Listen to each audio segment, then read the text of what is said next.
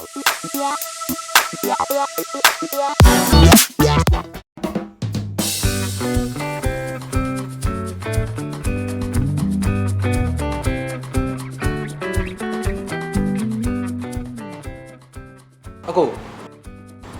ဒါလေအောက်စတန်အီလက်ထရောနစ်တွေဖြန့်တဲ့မိုးတောက်ကျဆိုင်မလားအခု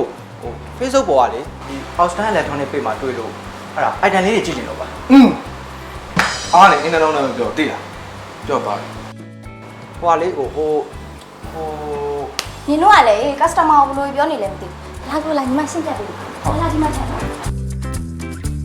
အခုလိုချင်တဲ့ Austin ကလေညီမတို့ကိုယ်တိုင်စက်ရုံကတွင်းတော့လေပစ္စည်းကောင်းနေဈေးနှုန်းချိုသားတယ် Austin တသိန်းနဲ့ရနိုင်တာတွေကလေဝါတာကိုလာရှိမယ်အကင်အိုးရှိမယ်အကင်ဇက်ရှိမယ်ဘလန်နာလည်းရှိမယ်နော်ဒန်နီလည်းရှိရနော်ကိုနော်ပြီးတော့လေတိတ်ဆက်တွေလည်းရှိရ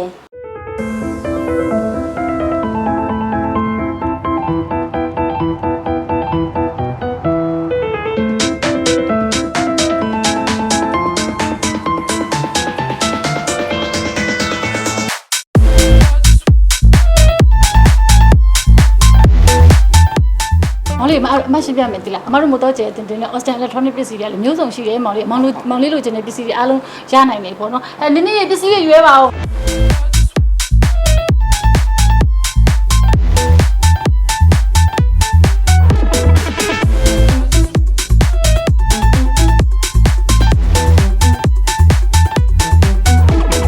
ဂျာယိုကလည်းမြောက်ပြောလိုက်ချင်ပါတော့ဒါဆိုဒီကမောင်လေးကဘာလို့ကျင်တာလဲဟင်ပြောမမပြောအားနာစရာမလို